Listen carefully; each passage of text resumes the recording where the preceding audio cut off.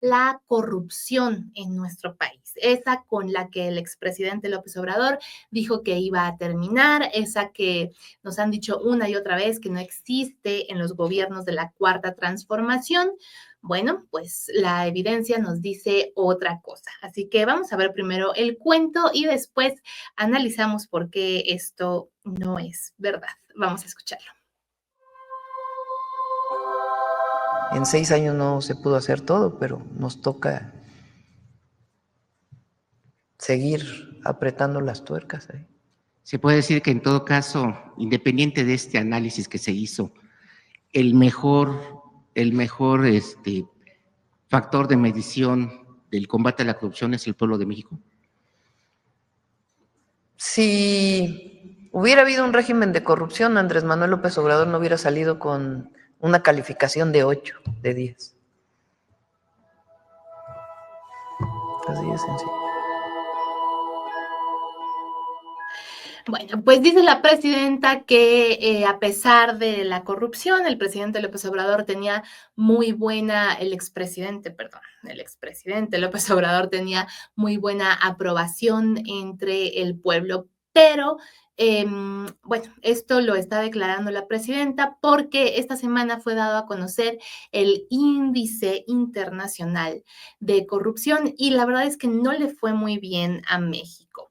El análisis y los datos de este índice los tiene Mirna Calderón, reportera de Serendipia, en esta cápsula. Vamos a escucharla. En 2024, México fue el país con más corrupción de las 38 economías de la Organización para la Cooperación y el Desarrollo Económicos. Y no solo eso, la impunidad, el crimen organizado y los casos de opacidad del gobierno mexicano han causado que la evaluación de México en el índice de percepción de la corrupción sean de las peores a nivel global. Este índice es elaborado todos los años por la organización Transparencia Internacional y evalúa la percepción de la corrupción en 180 países. La escala va de 0 a 100, que es la mejor calificación. En 2024, México obtuvo solo 26 puntos y se posicionó en el lugar 140 de los 180 países evaluados. Este es el peor puntaje que ha tenido desde 2012. Este resultado nos posiciona en el mismo nivel que países como Irak y Nigeria. Por otro lado, podemos decir que definitivamente no estamos como Dinamarca en el combate a la corrupción. Los 3 países con el mejor puntaje fueron Dinamarca, Finlandia y Singapur. Los países peor evaluados fueron Sudán del Sur, Somalia y Venezuela. Pero México también se encuentra en una zona crítica, relegado al penúltimo lugar entre los miembros del G20, ligeramente mejor que Rusia, que obtuvo 22 puntos, y está en el último lugar entre las 38 economías que conforman la OCDE. Pero, ¿qué determina que un país sea corrupto en la evaluación de Transparencia Internacional? Para que la evaluación sea transparente, debe reflejar la tendencia general del país en todos los aspectos relacionados con la corrupción. Esto incluye la impunidad de escándalos como Odebrecht, la estafa maestra y Segalmex, pero también la percepción de la ciudadanía. De acuerdo con los datos del INEGI, el 83% de la población considera que la corrupción sigue siendo un problema frecuente o muy frecuente, y 6 de cada 10 mexicanos han sido víctimas de corrupción o extorsión policial. La corrupción es uno de los problemas más complejos y dañinos para este país y quienes lo habitamos. Y aunque el gobierno de México sigue diciendo que combate la corrupción, la realidad es que los datos muestran todo lo contrario.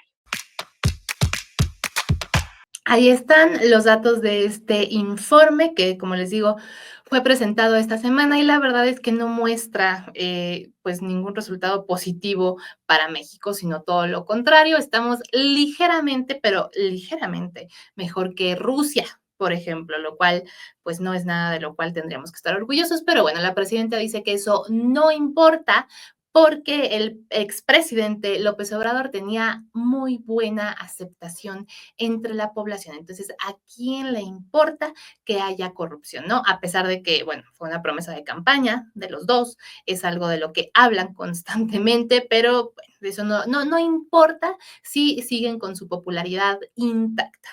En fin, este es un caso más de rendición de cuentos para la historia de nuestro país.